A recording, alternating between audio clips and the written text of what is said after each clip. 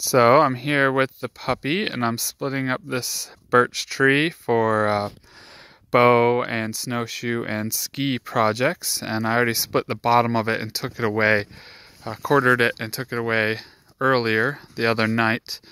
And so the question is, how do I find a quality birch tree? Because birch is poor in compression, and it is not all that elastic either, but it's the hardest wood we have here.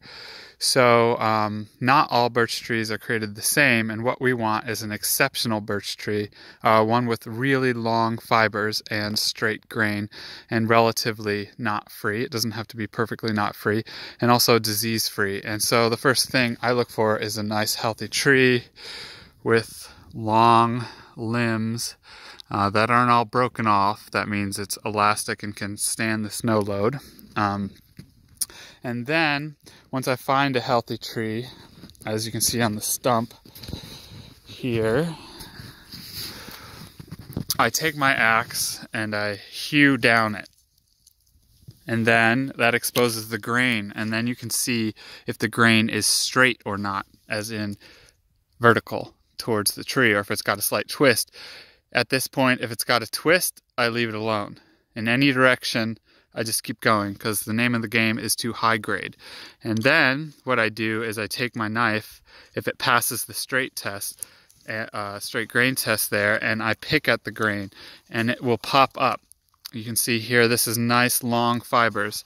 The longer the fibers, the better. And it's a relative thing to temperature. So if it's really cold out, then all fibers, even the best, are going to break off shorter and be more brittle. So you're just going around testing trees, and it might be 1 in 50, might be 1 in 100. You might have to do this all day, and it doesn't necessarily have to do with the size of the tree. Sometimes the nicest trees kind of look a little scraggly, but the fiber is just exceptional. And then you can see on its brother over here, when picking at trying to lift up the fibers here, they break off much shorter and they're more brittle and they don't peel out as long.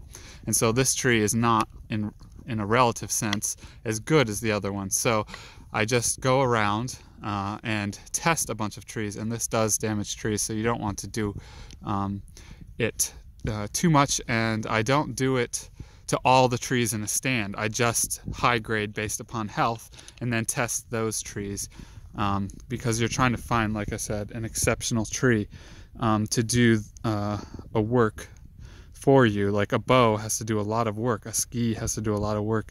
You're asking a ton of wood if you're going to bend it into a snowshoe, especially if you're going to do it in the old way without a form.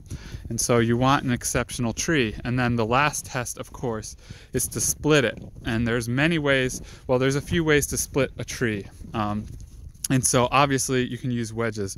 And if a birch tree splits with just your axe and wedges, then it is your exceptional tree. If it will split into pieces that are 6 foot long or longer, if you're going to make a toboggan and you're splitting 11-foot logs, if a birch tree will do that without making vertical, or grooving it, basically knocking the grain out with your axe in parallel all the way along the log to make a weak spot, if a birch tree will do that with just wedges, it is an exceptional tree.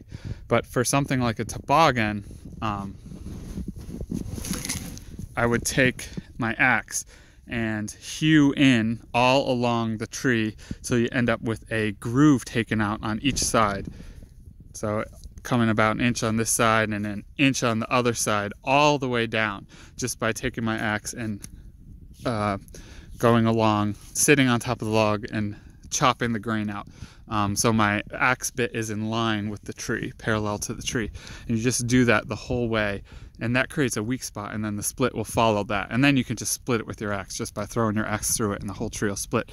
But that's a way to get something like toboggan planks from a really big tree, where you just found a straight grain tree. It's reasonably good, but it's not like this. It's not an exceptional tree where the fibers just run and run and run and run, and the tree will split with just wedges and axes. And for those of you who don't have only birch and spruce to work with, basically, you'll be like questioning why you need to go through such exceptional effort. But yeah, like I said, our hardest wood, birch, this here paper birch, is often you have to search for the perfect tree.